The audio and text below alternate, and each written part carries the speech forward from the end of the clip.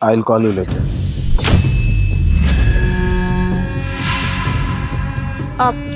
তুমি যে একটু আগে ইংরেজি কথাটা বললে, তুমি কি এটার অর্থ জানো? জি ম্যাডাম, জানি। I will call you later মানে হইছে আমি পরে কল করতেছি। রিয়েলি? তার মানে তুমি ইংরেজি জানো? আচ্ছা, ভালো কথা। তুমি এখানে সিকিউরিটি গার্ড জবে, এই জায়গা তো অন্য এক চাচা ছিল, তাই না?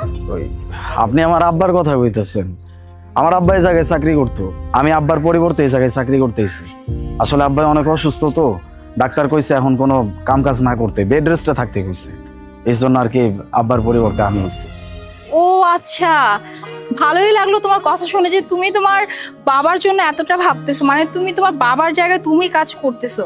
বাই দ্য ওয়ে, তুমি তো ভালোই ইংরেজি জানো, তার মতো তুমি শিক্ষিত। তাহলে তুমি একটা জব কেন করতেছো না? শুধু শুধু এখানে সিকিউরিটি গার্ডে জব কেন করতেছো?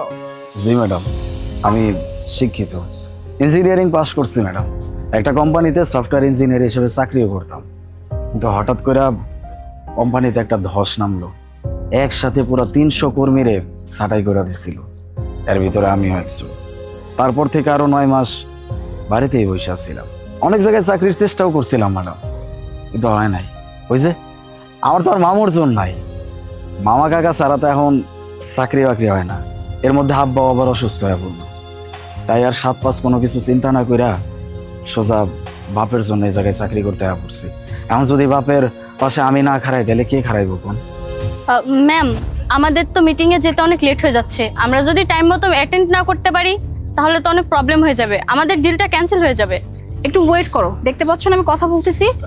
আচ্ছা, ভালো কথা। তুমি মাত্র বলে তুমি একজন সফটওয়্যার ইঞ্জিনিয়ার, আর তুমি একজন সফটওয়্যার ইঞ্জিনিয়ার হয়ে এইভাবে সিকিউরিটি গার্ডে জব করতেছি, যে প্রতিদিন এখানে দাঁড়িয়ে থাকো, সকাল থেকে সন্ধ্যা পর্যন্ত সবাইকে সালাম দিচ্ছ, এইটা করছো সেইটা করছো, তোমার কি খারাপ লাগে না? মানে একজন সফটওয়্যার ইঞ্জিনিয়ার হয়ে এত ছোট কাজ করতে তোমার কি প্রেস্টিজে বাড়তেছে না?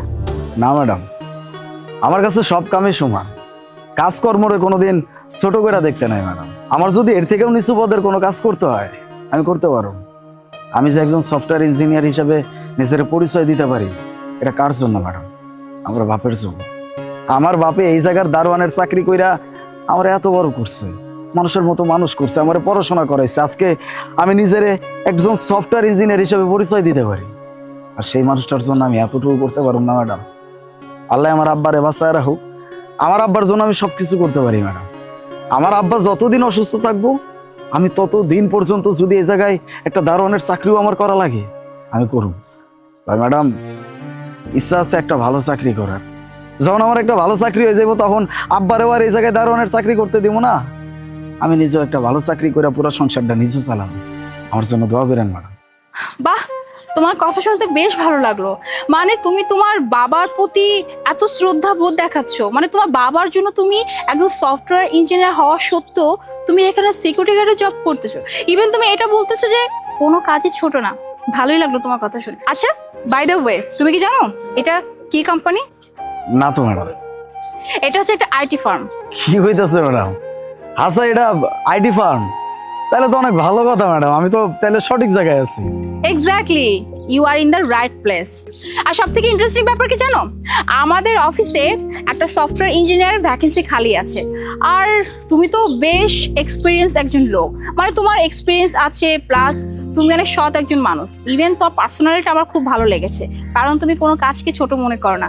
তাই আমি যদি তোমাকে অফার করি যে তুমি এখানে as a software engineer join করো, তুমি কি করবে? আর হ্যাঁ, একটা কথা, তুমি যদি এখানে সফটওয়্যার ইঞ্জিনিয়ার হিসেবে জয়েন করো, আমার কিন্তু অনেক ভালো লাগবে। কারণ তোমার মতো একজন মানুষ যদি এই অফিসে জয়েন করে বা এই পোস্টে থাকে, তাহলে আশা করি এই কোম্পানিটা আরো অনেক দূর এগিয়ে নিয়ে যাবে।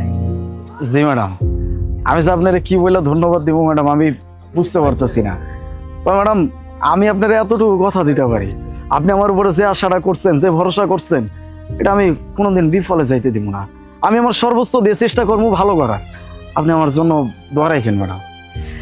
যাই হোক, তাহলে এক কাজ করো, তোমার যত ডকুমেন্টস পেপার যা কিছু আছে ওগুলো নিয়ে কালকে চলে আসো, তোমার একটা ইন্টারভিউ নিও। ওকে? জি ম্যাডাম। আচ্ছা, ঠিক আছে, থাকো তাহলে। আই চলো। সালাম।